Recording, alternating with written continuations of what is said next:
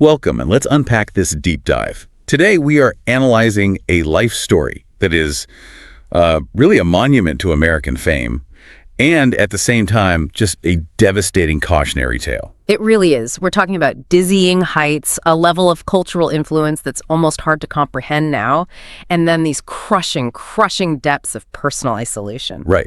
So our mission today is to move, definitively beyond the glittering image. Beyond the jumpsuit. Exactly. Beyond the jumpsuits and get into the psychological core of the man. Our sources really let us dissect that, the psychological nuance, the socioeconomic context of his rise, which is so important. And the tragic trajectory of his decline. To truly understand why he collapsed, you really have to understand the full arc, not just, the highlight reel of his success. This isn't just a biography. It's more of a forensic look at the sheer price of becoming a global icon. And the pressures of that, that 20th century media machine. And the ruthless commodification of talent. We'll be talking a lot about that. We will. By the end of this deep dive, you'll understand not just who Elvis was, but I think why his life followed such a crushing path. And it's a path that was rooted in a trauma that happened literally minutes before he took his first breath. So we're starting the clock long before the hip movements. We're starting in Tupelo. To truly begin to understand Elvis, you have to start right there,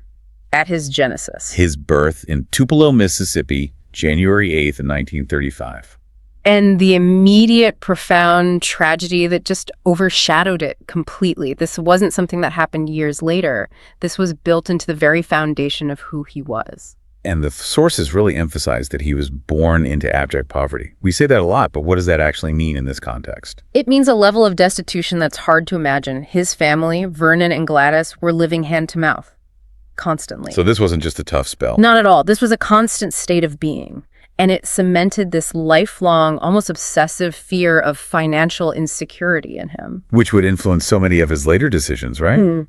Absolutely. The poverty was grinding. His father, Vernon, couldn't hold down a job. They were always moving from one dilapidated shack to the next. And that environment, that scarcity. It shaped his ambition, of course, but it also reinforced this powerful internal need for stability, for security. Above all else. Even above, as we'll see, artistic expression. Precisely. But as you mentioned, the core context isn't just the destitution. It's the trauma of the stillbirth of his identical twin brother, Jesse Garin. And that's a key detail, isn't it? The fact that he was an identical twin. It's critical. Jesse was stillborn just minutes before Elvis arrived. This single event. It's highlighted by our sources as a potential key to his psychology through this lens of twinless twin syndrome. Explain that a little more. What is that? Well, it's a psychological observation, not a formal diagnosis, but it suggests that the surviving twin often grapples with this lifelong, profound, existential void. A feeling of being incomplete. Fundamentally incomplete, like they're missing a crucial piece of themselves.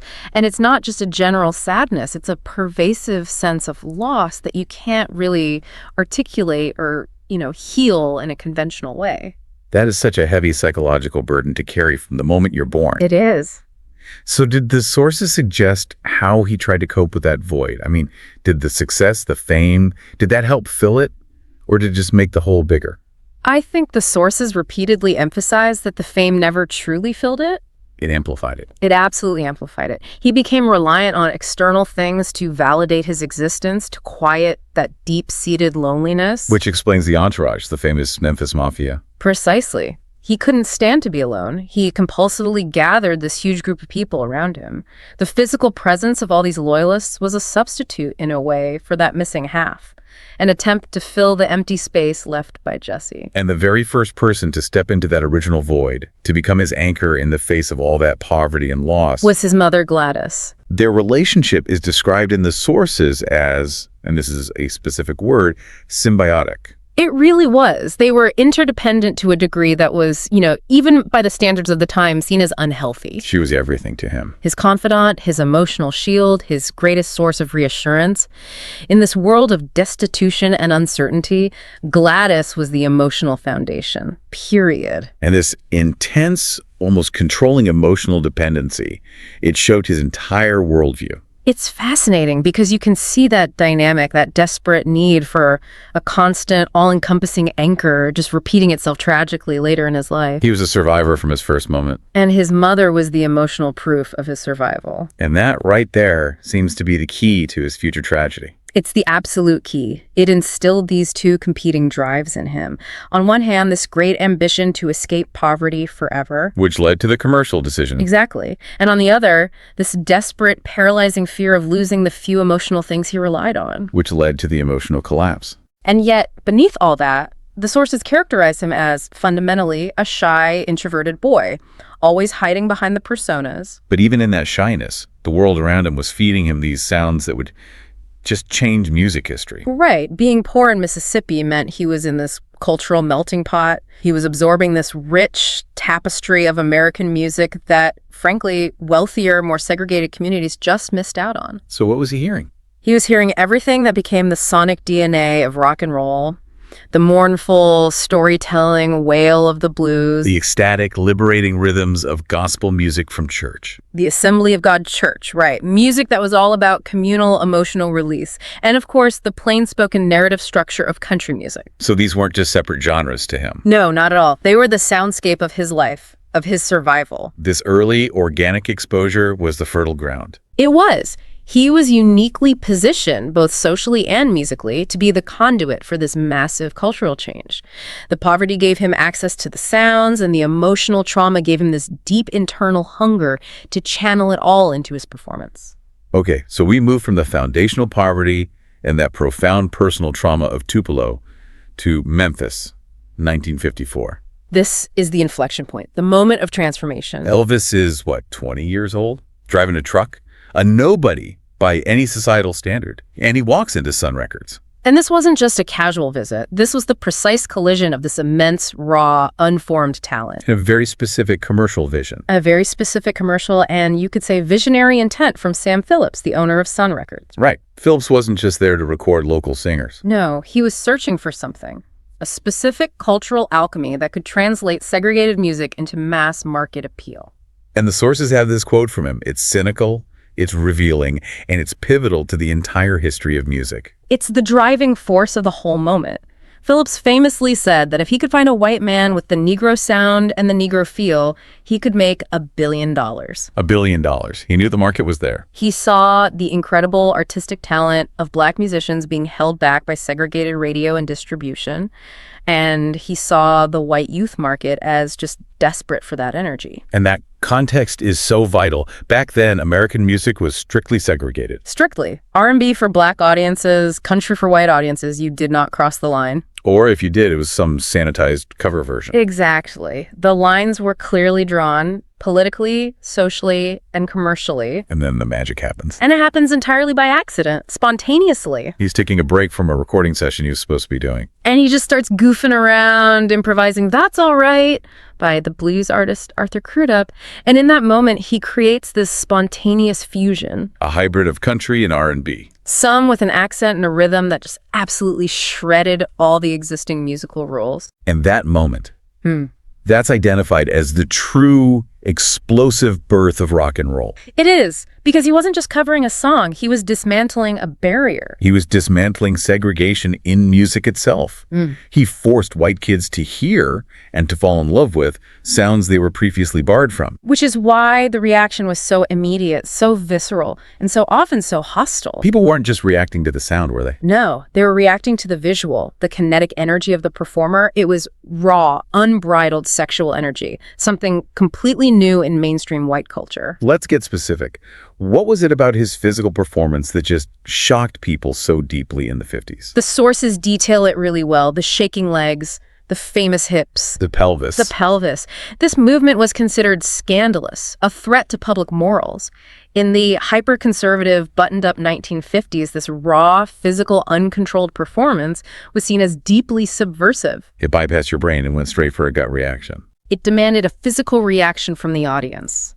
The power of that visual, you just can't overstate it. He wasn't just singing, he was performing an act of cultural defiance just by moving his body. For the youth, he represented this kind of physical liberation. From the stuffy conformity, the repressed emotions of the era, he broke all the rules. Musically and in terms of acceptable public conduct, he was electric. Dangerous. And completely unprecedented. But the sources are really clear on this point.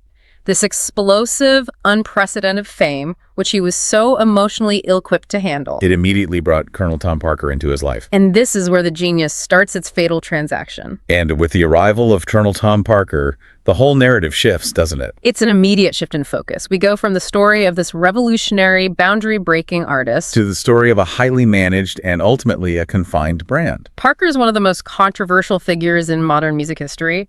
I mean, on one hand, you have to give him his due. He was a master marketer.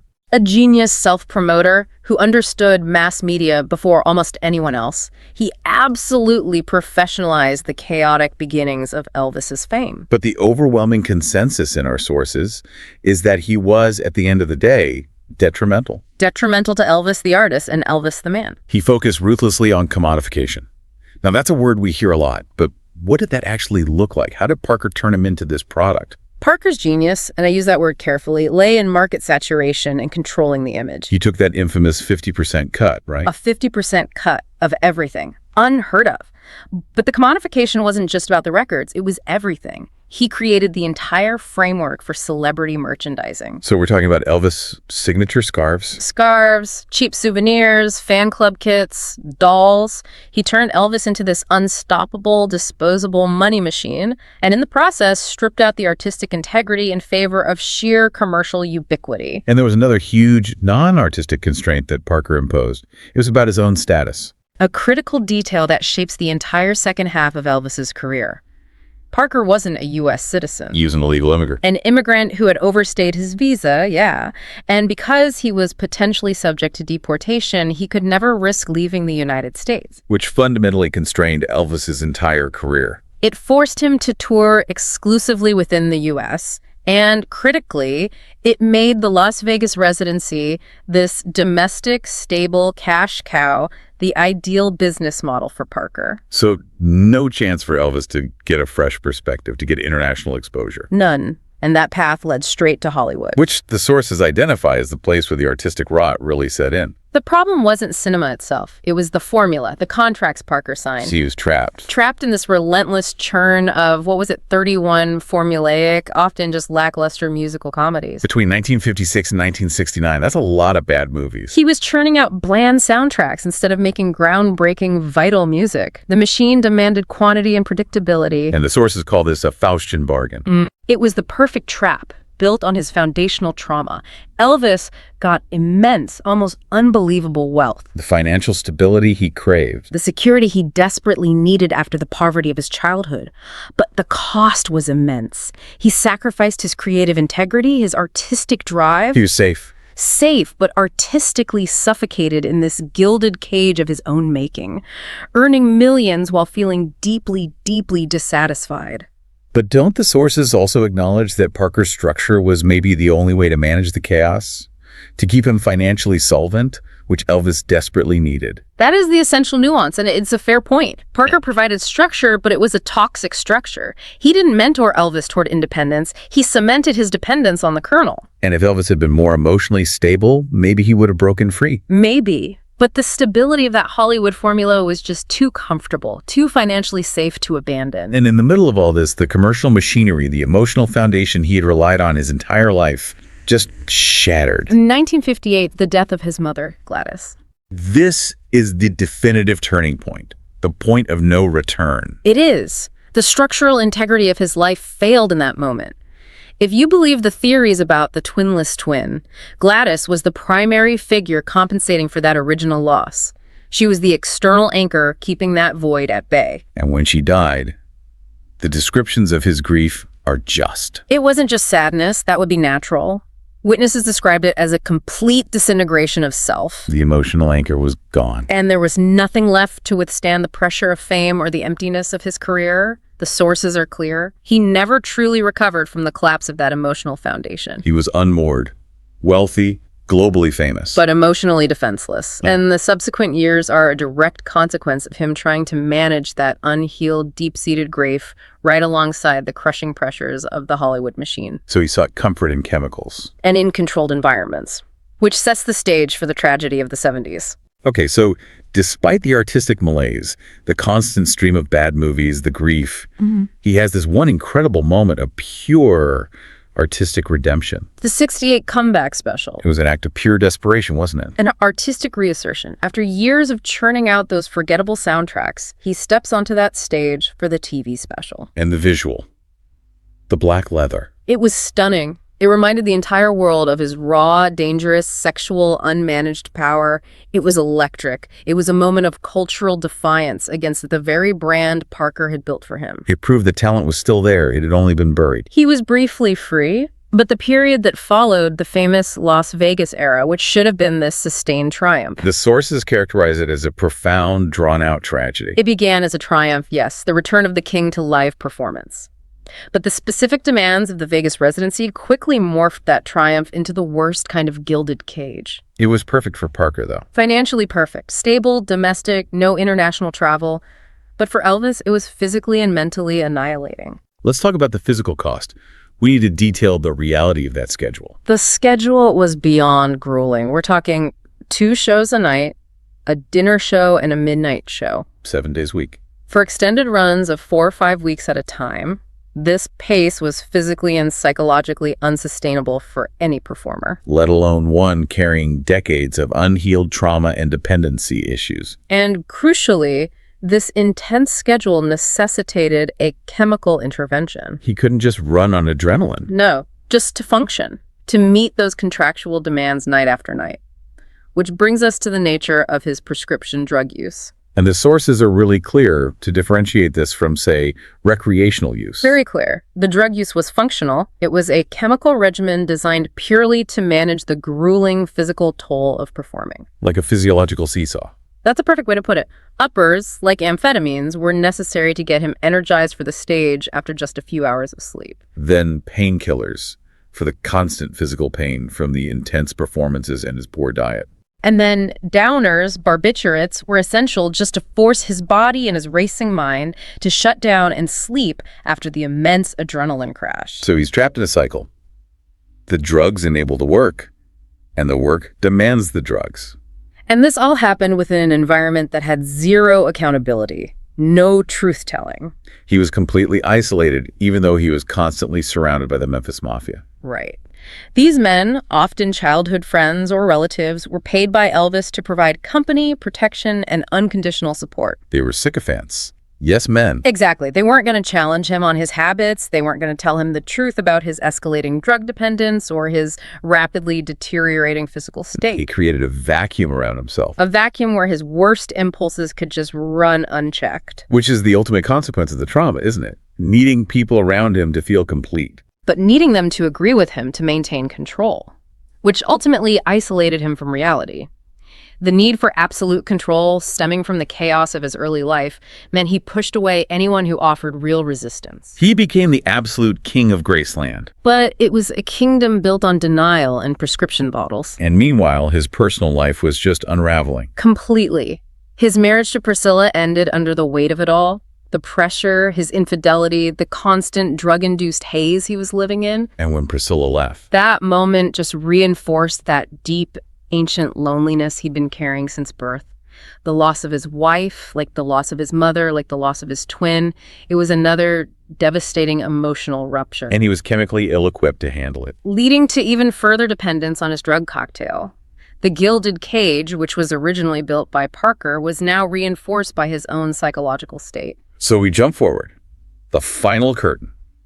1977. The sources paint this really stark, sad picture of his physical state. It's a complete divergence from the cultural icon he still was in people's minds. By 1977, he was a shadow of his former self. He was severely bloated from his diet and the medication. He was suffering from intense paranoia. He was physically deteriorating so rapidly. His colon, his liver, his heart. Everything was under the sustained chemical assault. He was essentially aging decades in just a few short years. And yet, there's this haunting paradox that the sources mention, even in those final, often difficult performances. That's right. Despite the physical decline, despite the erratic behavior on stage where he would slur his words or forget lyrics, when he sang, his voice, according to witnesses, remained hauntingly beautiful. The talent itself was still there.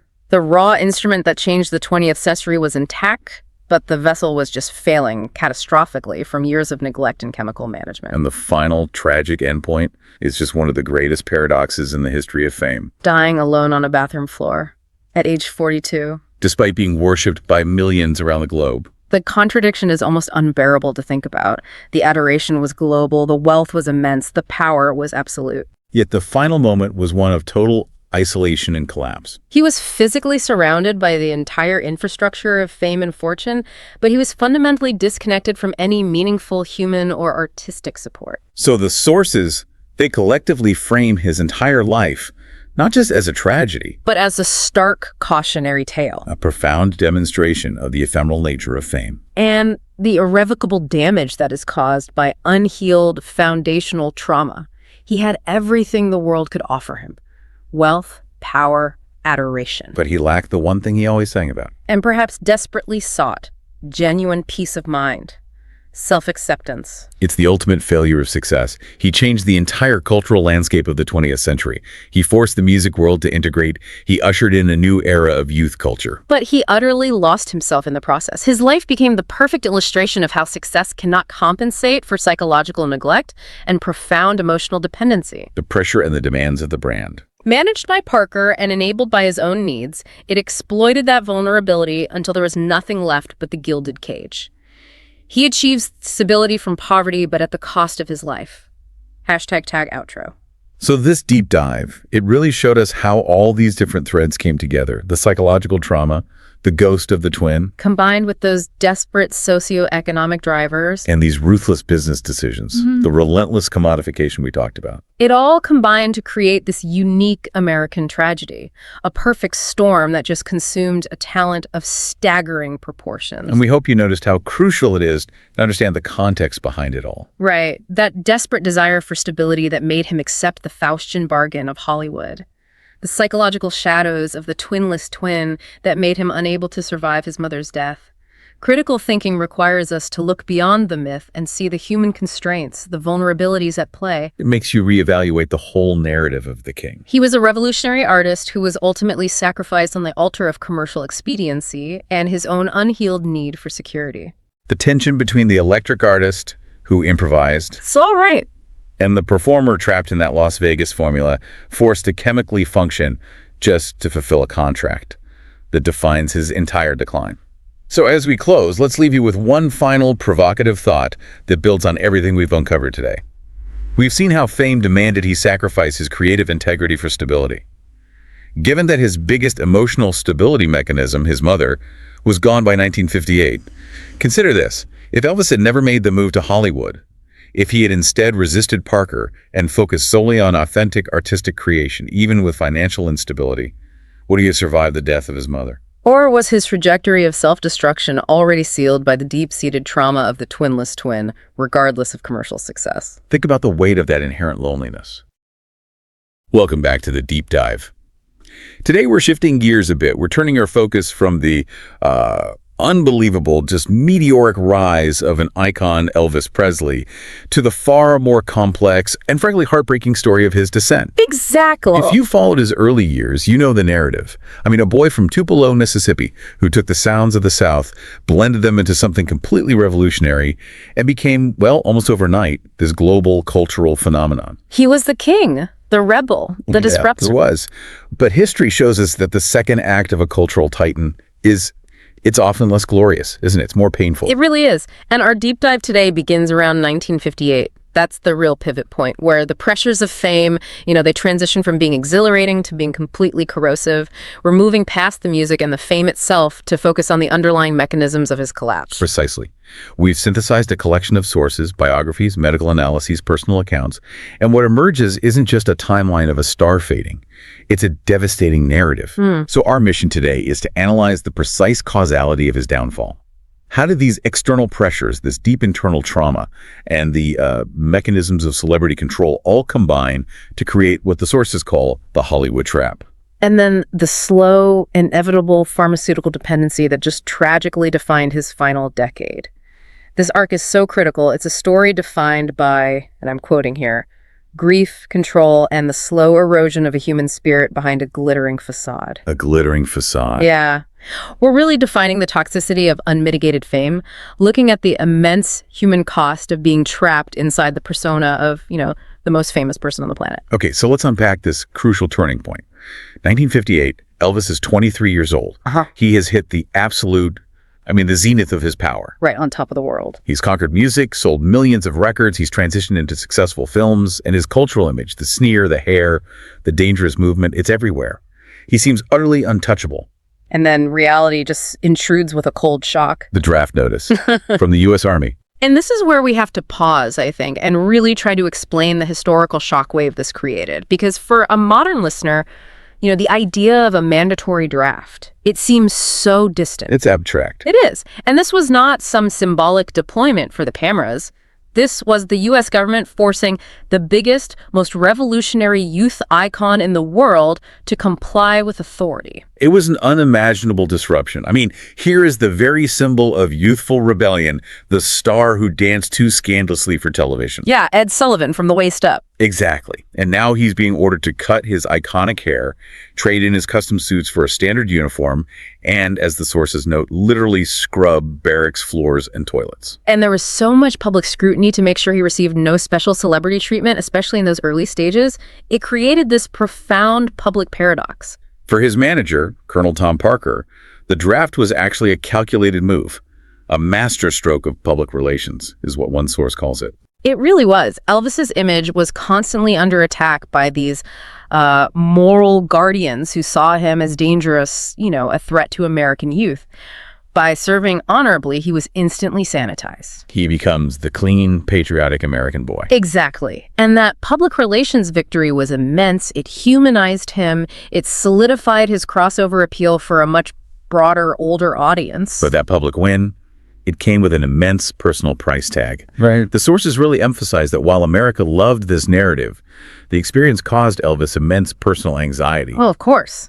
He was taken from this hyper-controlled environment of his career, where every single detail, every appearance was meticulously managed by Parker and his inner circle, and then thrown into the highly structured, rigid military. He lost all his agency. He became just a number for a time. He was fundamentally disoriented by it, but, and this is crucial, he had the structure of the army to sort of hold him together. For a time. But just as he was preparing for deployment to Germany, the narrative turns tragic with what we are defining as the unmooring event. The unthinkable happens. Gladys, his mother, passed away. She was only 46. And this wasn't just a terrible tragedy. It severed his emotional and psychological anchor. Gladys Presley was more than a mother to him. She was his soulmate, as he often described her. Their bond was legendary, wasn't it? Rooted so deeply in their shared impoverished past in Tupelo. She was his living connection to simplicity, to humility, to who he was before the fame. She was the only person left in his life who related to Elvis the man, not Elvis the commodity. She was his center, his past, and his moral compass. The source material details his reaction at her funeral, and it's heartbreaking. Describing him as being found sobbing like a broken child, it wasn't just grief, it was a catastrophic psychological break. That phrase, complete psychological unmooring, is so apt. Gladys represented Tupelo, that grounding force. Once she was gone, there was this profound vacuum. And he's supposed to just get on a ship to Germany. Right. He served honorably, he fulfilled his public duty, but the source material is crystal clear on this. Internally, the core of the man was hollowed out. So you have the foundation of his stability completely removed right at the moment his professional life is already in total chaos because of the draft. Yes. He lost his control, his privacy, and then his only true emotional tether, all at once. The structure of the military offered some temporary external direction, I suppose, a purpose dictated by the uniform. But that foundational emotional and psychological support was permanently gone. And he spent the rest of his life attempting and tragically failing to fill that void, that intense, immediate psychological need for an anchor. It dictates every single choice we see him make from this point forward. So, with the emotional anchor of Gladys just gone, it makes immediate sense that this unmoored star would begin desperately searching for a replacement. Or at least a way to recreate that stability, that control in his private world. And that quest leads us directly to his time in Germany and the introduction to Priscilla Bewley. Right. And the context of this meeting is just so crucial for understanding the power dynamic that shaped their entire relationship. She was just 14 years old when they met in Wiesbaden, Germany. Which, even for the era, and certainly when you look at it through a modern lens, that fact raises eyebrows today.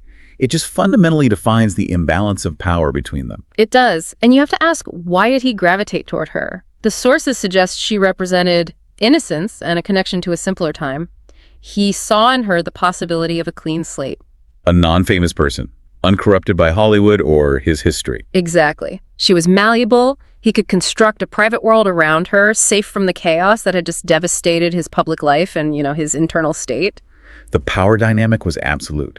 When he eventually moved her to Graceland, the sources confirm he wasn't just starting a relationship.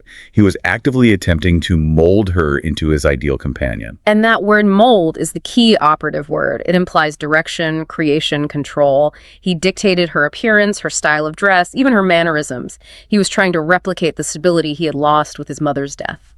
This molding really symbolizes his desperate but ultimately doomed attempt to impose complete control over his immediate private world. While the external world of his fame remained utterly chaotic. So you have these two profound mechanisms of control taking hold at the same time. Professionally, Colonel Parker has absolute command over his career. And personally, Elvis attempts to control his private sphere, trying to rebuild that internal structure that Gladys's absence had just shattered. And his return from the Army in 1960 really confirms Parker's victory, doesn't it? Oh, completely. The rebellious edge that defined his early career was suddenly gone. The dangerous, hip-swiveling rock and roller, the symbol of youthful insurgency, was strategically and completely sanitized. This new, clean, patriotic image was a perfect blank canvas for Parker's ultimate project. The Hollywood trap. Let's spend some real time on this artistic collapse, because this is where the human spirit of Elvis Presley truly began to, wither. Parker pushed him into this relentless production cycle, forcing him to churn out over 30 films in a single decade. It's a complete shift in focus from any kind of musical artistry to just assembly line movie making. This was the ultimate exploitation of a commodity. The films were not artistic endeavors at all. They were industrial products, designed solely to generate guaranteed low-risk revenue. The sources are filled with examples of the absurdity. You've got Blue Hawaii, Girls, Harem Scarum. In Harem Scarum, he plays an American agent stranded in the Middle East and forced to join an assassin's guild. I mean, it's ridiculous. Or Kissin' Cousins, where he plays two roles, one a serious military man, the other a hillbilly, while singing in these just silly mountain settings. The sheer volume and the low quality are just astounding. They were unquestionably commercially successful because his name was on the poster. Of course. But the source text is unsparing. They were artistically bankrupt. The plots were interchangeable, the soundtracks were rushed. The goal was always maximum profit through minimal creative effort. And this took a devastating psychological toll. Elvis, the man, he felt like a prisoner in those contracts. He was constrained by these ironclad obligations that just drained his creative spirit year after year. He was one of the most talented vocalists and performers of his generation. One of the greatest ever. And he was stuck. The cognitive dissonance must have been overwhelming. And the contrast with the broader musical world at that time, that provides the most painful insight into his confinement. He was trapped in a 1950s bubble while the 1960s just exploded around him. I mean, think about the revolution happening at the same time. You've got the Beatles, the Rolling Stones, Bob Dylan. These artists were actively revolutionizing music. Writing complex, thoughtful, socially relevant songs that were pushing the boundaries of the art form. They were the musical children of Elvis's original rebellion. But Elvis, the original revolutionary, was utterly isolated from this evolution. He was stuck singing to dogs on movie sets, constrained by B-movie scripts and terrible costumes, and these contractual obligations to record songs that were, often just inferior to his earlier work. Colonel Parker intentionally kept him away from anything creatively challenging or risky. He was a billion-dollar insurance policy. You don't take risks with that. And this cycle, this confinement, it led directly to a deep creative depression. He was wealthy beyond measure, the most famous man alive, yet he was creatively asphyxiated. Forced to repeat the same sanitized, profitable formula again and again, this artistic imprisonment became the precursor to his later physical and pharmaceutical confinement at Graceland. He was trapped in the product he had become. But despite this profound creative depression and the prison of the Hollywood contract, the sources reveal that the spark of the original performer was never totally extinguished. No, it wasn't. There was an inherent powerful flicker of the king still left in him, and that drive, that's what allowed him to engineer one of the greatest career revivals in music history. The '68 comeback special. It was a true burst of resilience and self-determination. The special was a radical departure from that sanitized movie persona. The staging was minimal, the performance was visceral, raw, and intimate. Dressed in black leather, sitting on a stool, talking right to the camera. He reminded everyone who watched that he was still, fundamentally, the king. It was a critical triumph. It temporarily shed all that Hollywood baggage that had suffocated his artistry for a decade. A monumental success. It brought him right back to the center stage. But here is the profound irony, and really the tragedy of the comeback. That incredible surge of success led him not to creative freedom, but straight into the jaws of Las Vegas. Specifically, the new state-of-the-art international hotel. Las Vegas offered Colonel Parker everything he wanted, right? An intense, centralized environment where Elvis could generate massive, predictable financial returns with minimal travel risk. And all while being close enough to Graceland to maintain that personal life structure he craved. But the cost to Elvis, it was deadly. We have to detail the crushing reality of this new schedule because this is exactly where the story turns dark. He was booked for these punishing, relentless residencies, 2 shows a night, 7 days a week, often for weeks on end.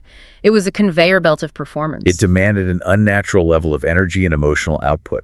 No human being can sustain that level of intensity indefinitely, especially not after a decade of creative isolation and, relative inactivity on a real stage.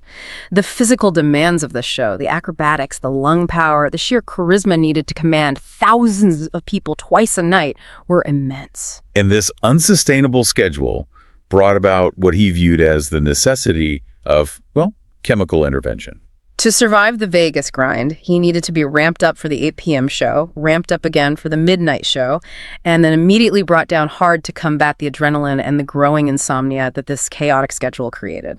This reliance on chemistry, fueled by the machine's demands, introduced the final, fatal character into our story, Dr. George Chapulos. Known to history as Dr. Nick. And the sources demonstrate that Dr. Nick became the indispensable enabler, the supplier. He effectively normalized an environment of severe chemical dependency under the utterly misleading guise of medical management. Medical management necessary to maintain the star's performance schedule. That was the justification. And the statistics are they're horrifying. They strip away any illusion that this was simply recreational use. This was industrial-scale chemical support for a massive commercial enterprise. The source material details over 10,000 doses of medication prescribed in 1977 alone, his final year. 10,000 doses. Let's really contextualize that. That translates to roughly 27 pills per day. Administered by or accessed through his physician. And this wasn't aspirin. This was a potent cocktail of uppers, downers, and powerful painkillers. The cocktail itself tells the story of the grind. You had the uppers, amphetamines, to give him that manic energy needed for those 2 nightly shows. Then the inevitable and often stronger downers barbiturates like Quaaludes or heavy sedatives to force his body to shut down after the adrenaline rush. And finally, the powerful opioids and painkillers, necessary to manage the physical breakdown, the gastrointestinal distress, the sheer fatigue that this impossible cycle created. Dr. Nick provided the justification. The sources indicate that the rationale used was often couched in terms of maintaining stability or preventing dependency withdrawal by keeping him constantly medicated. But the effect was simple. The Vegas grind created a need that the medical establishment surrounding him was all too willing to meet. It made him dependent on the system for both his career and his survival.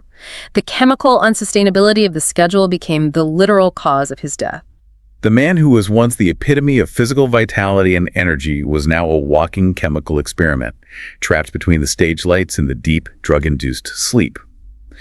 So as this dependency just spiraled, the themes of isolation and control deepened dramatically. He was trapped not just by contracts in chemistry, but by his own fame and the toxic bubble it created. It made normal human interaction impossible, and the environment around him, it fostered this isolation. We have to revisit the theme of control and, crucially, the structural inability of anyone in his orbit to challenge him. To say no. To say no.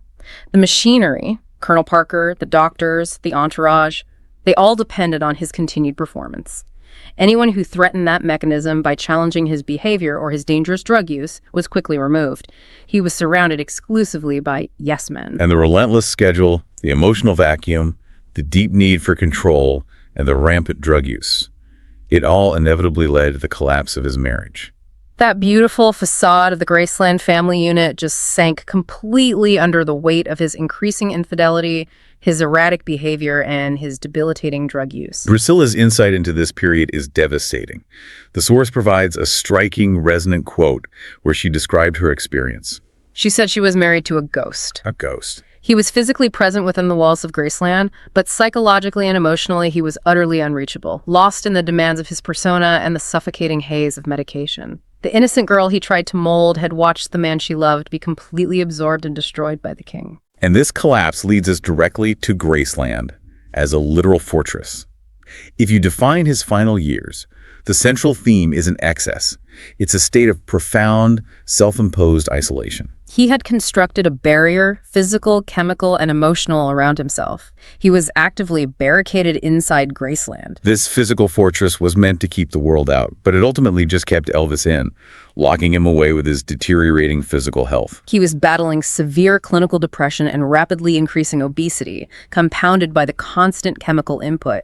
His coping mechanisms were tragically visible. He was eating compulsively to numb the pain. Desperately trying to fill that internal hollowness that had opened up the moment Gladys died almost 2 decades earlier. The sources reveal this heartbreaking contradiction during this period, though. While his body was failing due to physical and chemical abuse, he was also devouring spiritual books, theology, philosophy. Trying to find a meaning or solace that his immense fame and wealth simply couldn't provide. He was searching for an escape route that wasn't chemical, but the path to freedom had been sealed off by the combination of trauma, control, and dependency.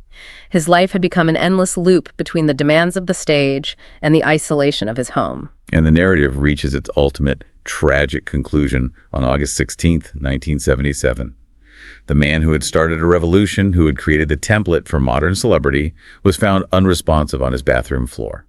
He was only 42 years old. A devastatingly young age to succumb to accumulated chemical damage and systemic failure. As the source material bluntly states, it is a devastating commentary on the toxicity of unmitigated fame. The global reaction was overwhelming. The world stopped. The grief was global, a mass outpouring for the icon who had defined an entire era. And there is that final, almost unbearably sad nuance captured in the source material, an observation made at the moment of his death. It notes that perhaps for the first time in decades, free from the demands of the colonel, the stage, the medication, the persona, he finally looked peaceful. That observation just brings our circle of confinement and control to its close. Peace, for the king, only came when the obligations, the 2 shows a night, the chemical routines, the control of Colonel Parker, and the demands of being the king were finally permanently lifted. The human cost had been paid in full. So after tracking this arc from trauma in 1958 through control, confinement, chemical dependency, what's the core takeaway for us reflecting on this extraordinary life? I mean, beyond the specifics of celebrity, this is fundamentally a story about the human condition pushed to an extreme limit. It is. The profound lesson synthesized from every account we have is clear. External validation, all the money, all the applause, all the worship, cannot heal internal wounds. The fame itself became the ultimate prison.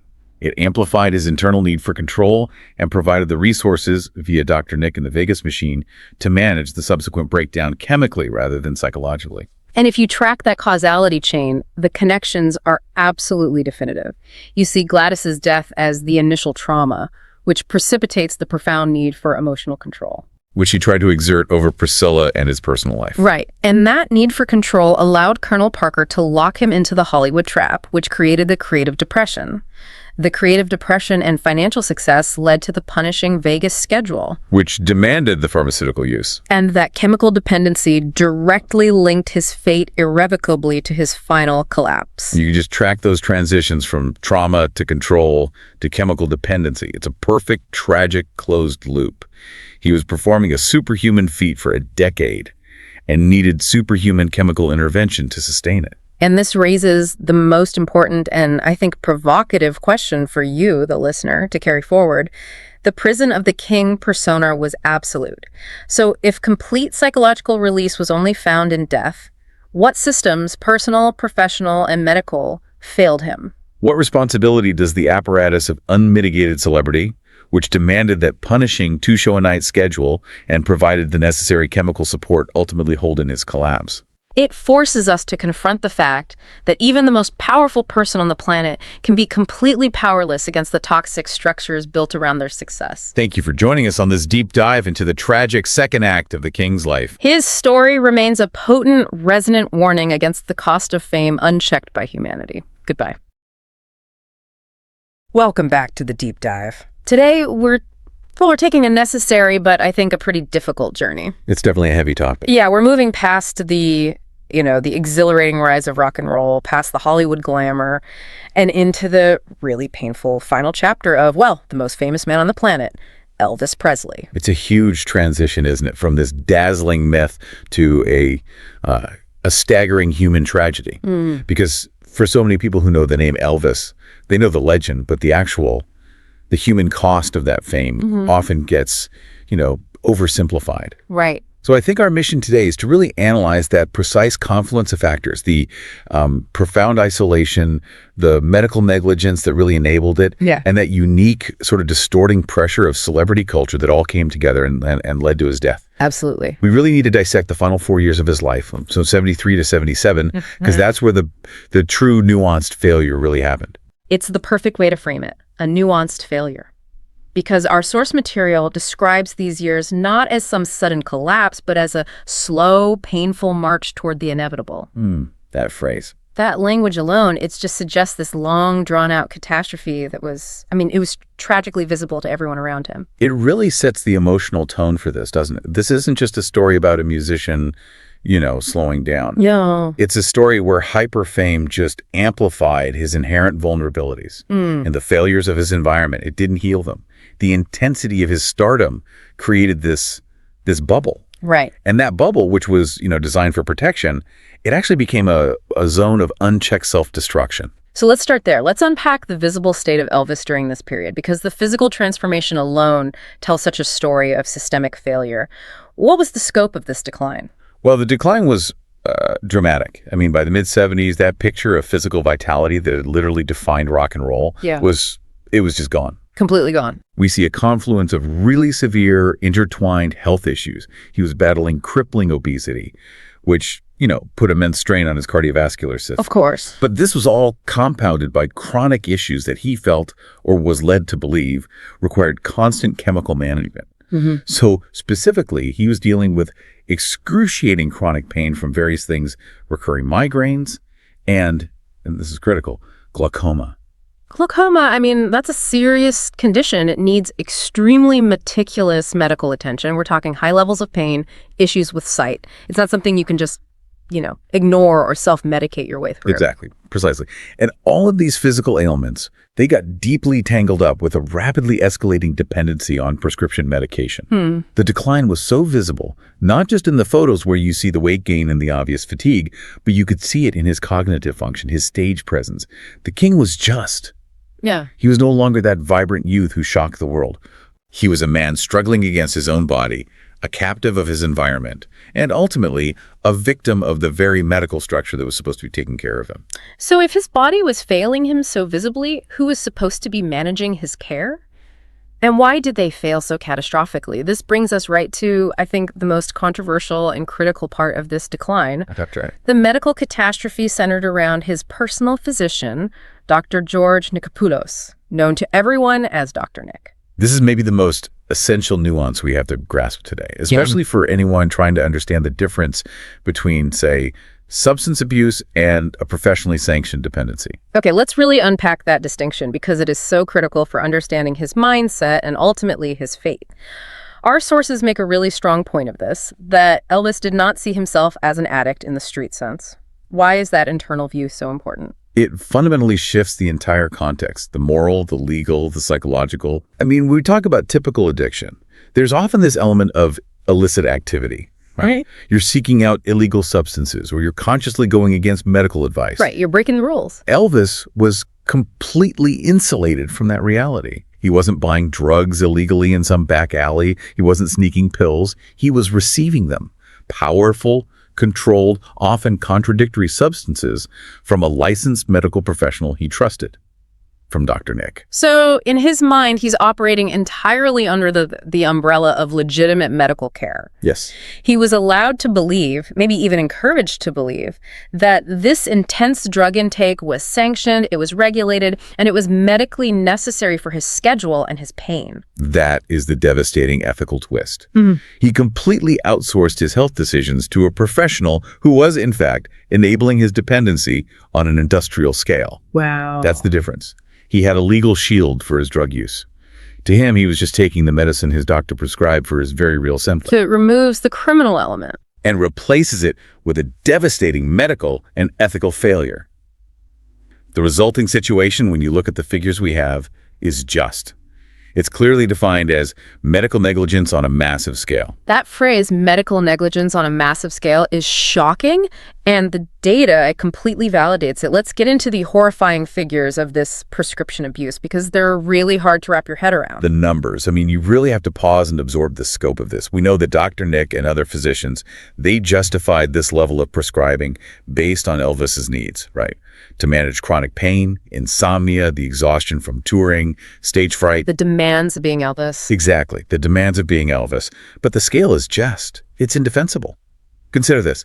In 1977 alone, the year he died, Dr. Nick prescribed Elvis over 10,000 doses of powerful substances. 10,000. Doses. 10,000. In 1 year. Directed at one human body. That's an average of, what, nearly 30 doses prescribed per day? Per day. It's staggering to even think about the logistics of that much medication passing through the hands of one man. And what kind of medication are we talking about here? This wasn't just aspirin. No, we aren't talking about mild pain relief. The cocktail was potent and dangerously contradictory. He was prescribed sedatives, like Quaaludes and barbiturates, to bring him down and force him to sleep. Okay. Then he was prescribed amphetamines and stimulants like dexedrine to wake him up and get him performing. Uppers and downers. The classic deadly combination. And on top of that, powerful narcotics like Dilaudid, Demerol, high-dose codeine to manage his pain. The attempt to stabilize his system by chemically managing these contradictory states, it led to catastrophic destabilization. His body was a chemical war zone. What's so fascinating here is the societal and systemic failure. How could a doctor prescribe this volume of drugs without immediate forceful intervention from, the medical community or even law enforcement? Surely pharmacists would have flagged this pattern. And this is where his celebrity acted as a completely impenetrable shield. He was the king. Right. That status provided this insulation, a unique bubble of immunity that just bypassed all the standard checks and balances. The sources are clear that pharmacists knew it was unusual. Of course they did.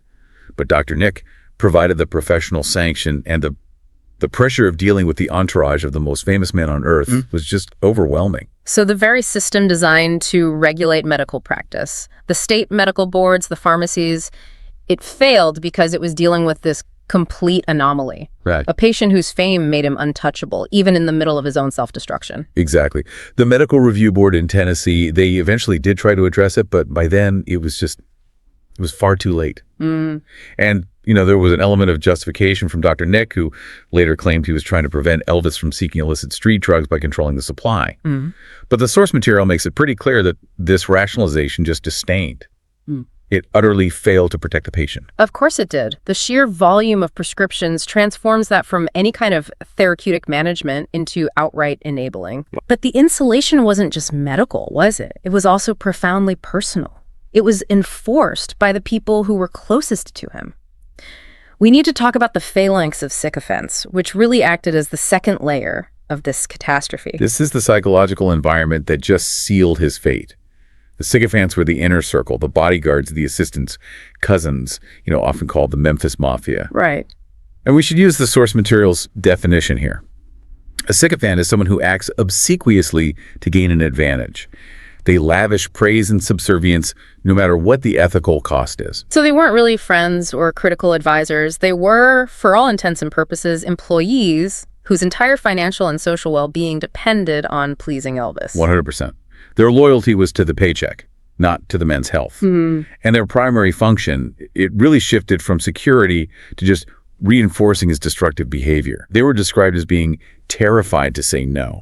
Imagine that power dynamic. A request from Elvis wasn't a request, it was a command. So if Elvis wanted a fresh supply of medication or a specific, incredibly unhealthy meal at 3 in the morning, The only appropriate answer was, yes, sir, immediately. and the sources detail these specific instances where, if Dr. Nick wasn't available, a member of that inner circle would literally travel across state lines, go to Mississippi or Arkansas to get the drugs from a doctor who didn't know the full story or who was also willing to bend the rules for the king. That's right.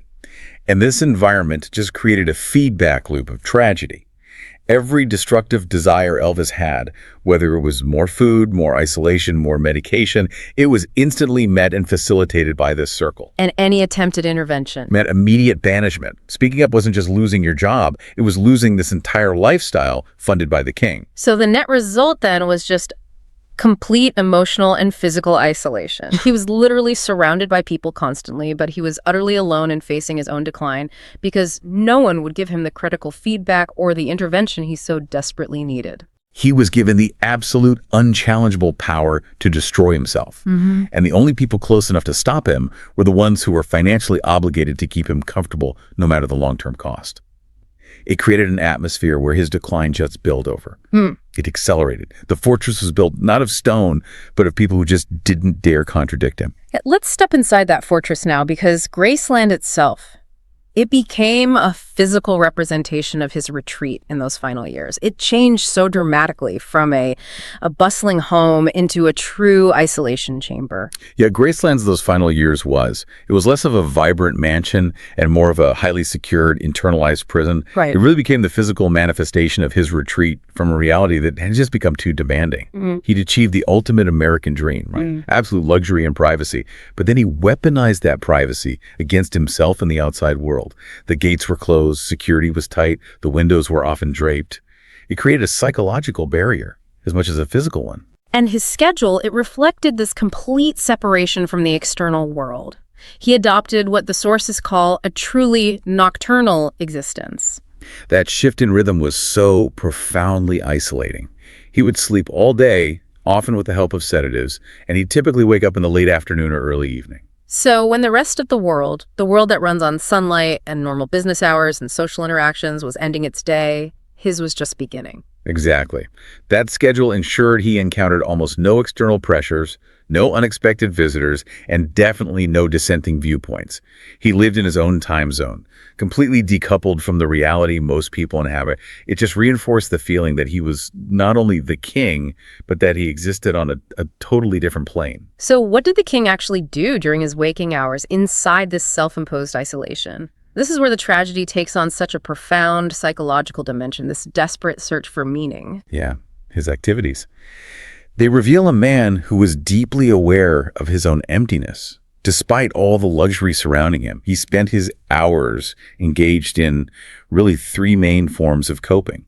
First, he spent an extraordinary amount of time watching TV. Watching TV, which sounds so passive, but in this context, it was just pure uncritical escapism, wasn't it? Probably a way to just numb the overwhelming feeling of being Elvis Presley. Exactly. He had multiple sets rigged up, sometimes watching 3 screens at once, just allowing him to immerse himself in distraction.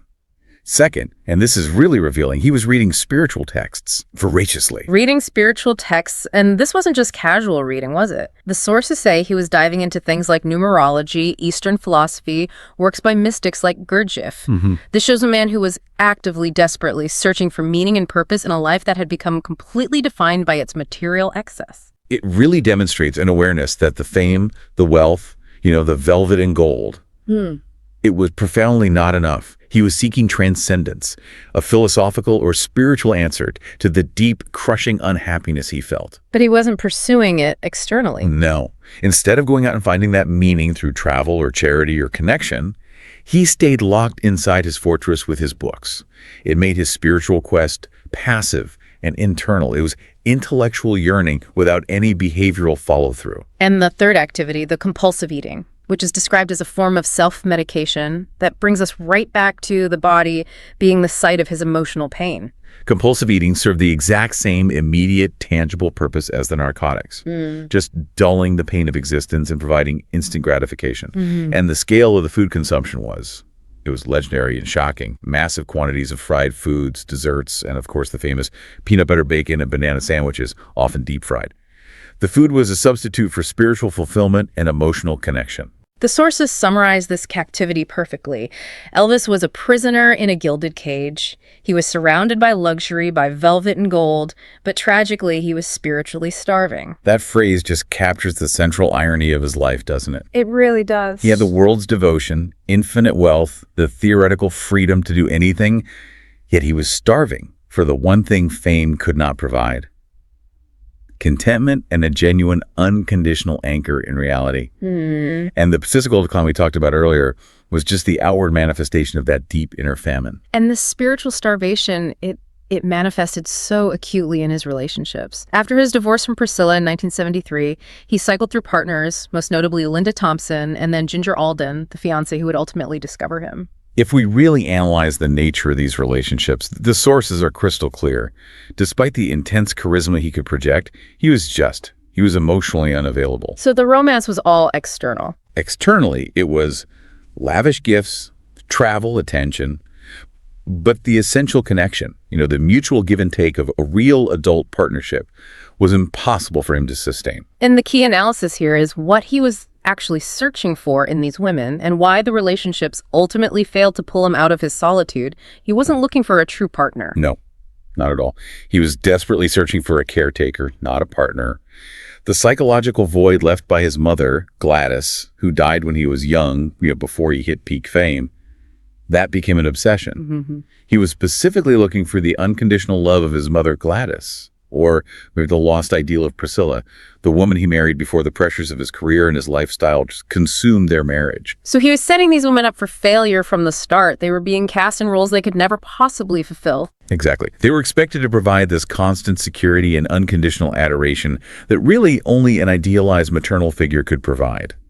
Linda Thompson, who was with him for several years after the divorce, she provided immense support. But even she eventually recognized the impossibility of the situation. She couldn't save him from himself. And Ginger Alden. His final companion, Ginger Alden, was younger, and in many ways that relationship just intensified the caretaker dynamic. The profound sadness beneath the surface was inescapable. Right. One of his close associates observed this contradiction directly, that behind the unparalleled charisma lay a profound, crushing sadness.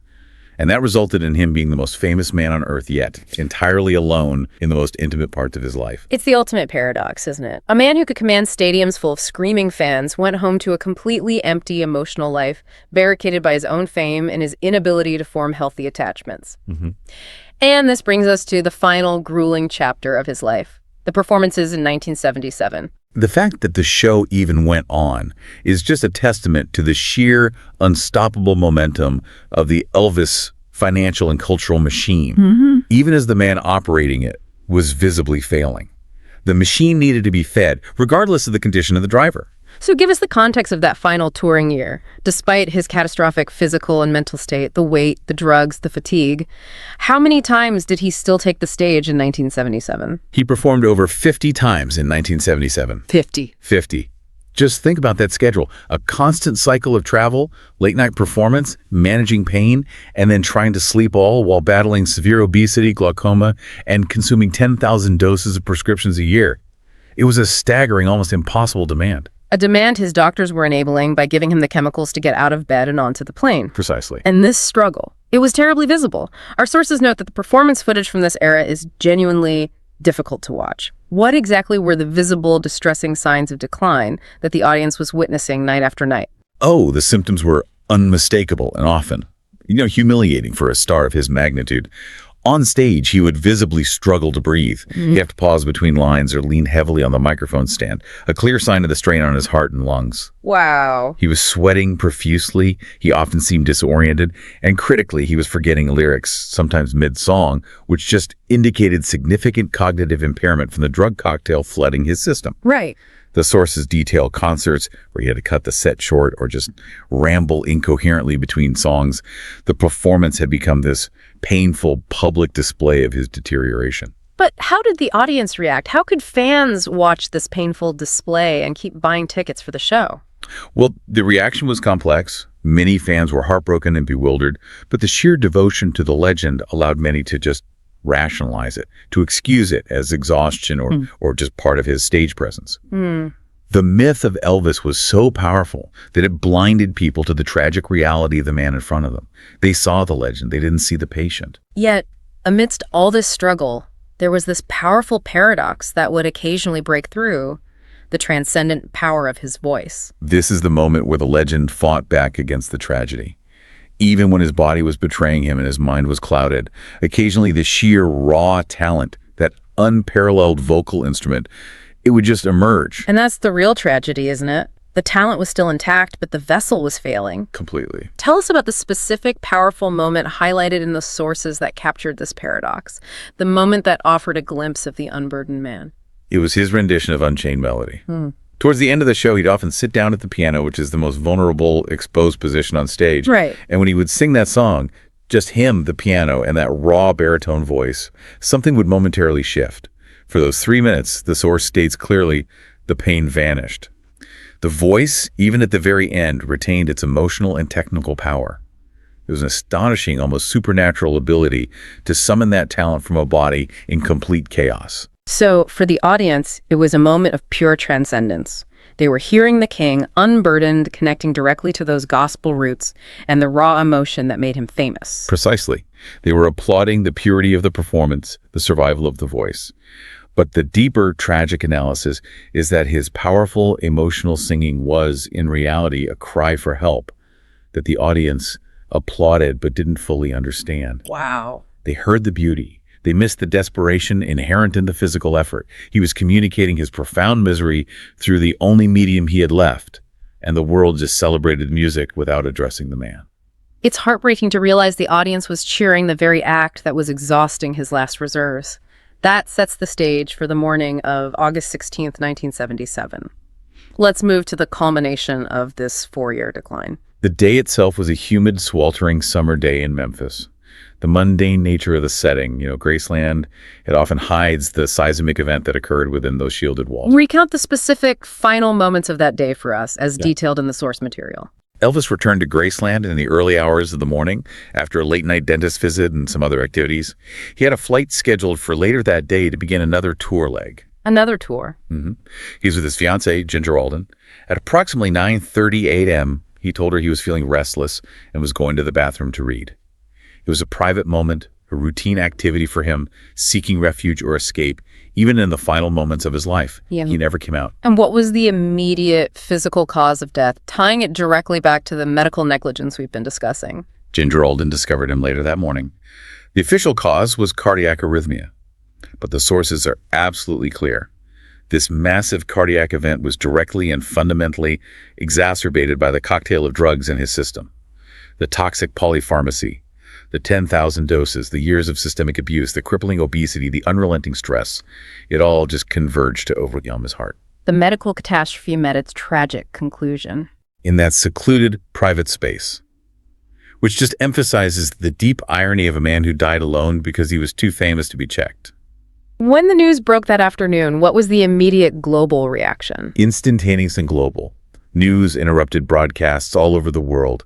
The sources say the world stopped. For the entire post-war generation, Elvis wasn't just a singer. He was the soundtrack to their lives. The cultural impact was described as seismic. It was a shock, but in retrospect, for those who had seen him perform in 1977, it was the inevitable conclusion of a decline everyone could see. And what did his death symbolize beyond just the loss of a great singer? What was the realization the world came to about celebrity? It was this collective moment of realization that the American dream had a dark side. Elvis embodied success, fame, transformation from deep poverty to unimaginable wealth.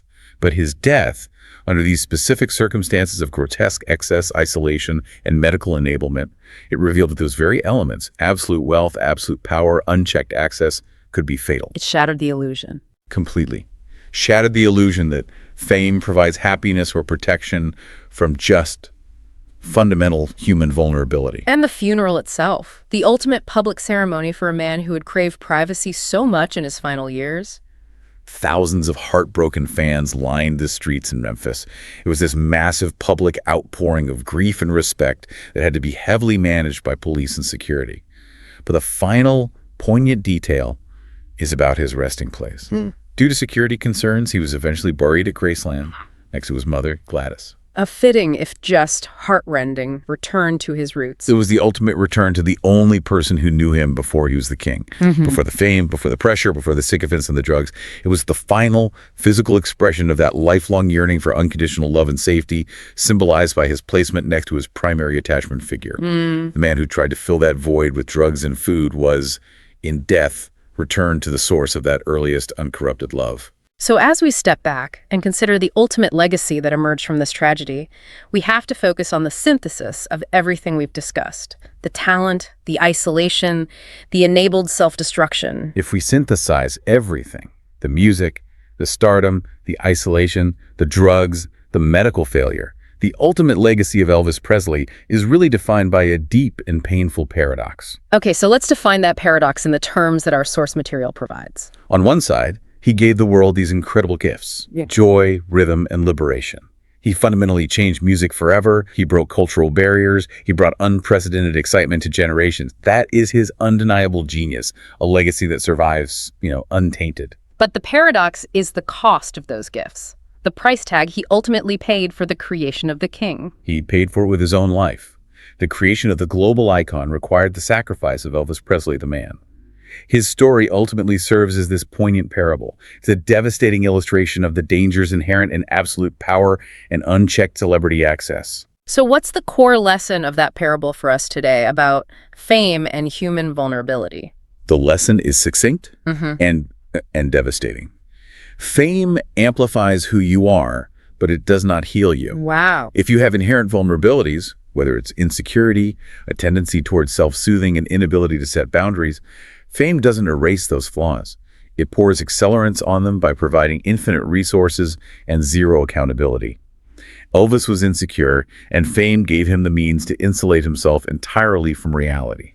That is a profound synthesis. The man was already spiritually starving, and fame gave him a gilded cage and the medical means to accelerate that starvation to a fatal degree, while simultaneously silencing anyone who might have intervened. Precisely. His tragedy becomes a template for understanding the systemic dangers inherent in unchecked celebrity power, especially when it intersects with a permissive medical environment.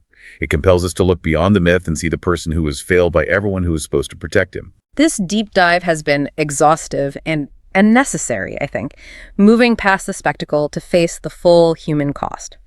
And for you, the listener, we want to leave you with one final thought, building on this theme of amplification and environment.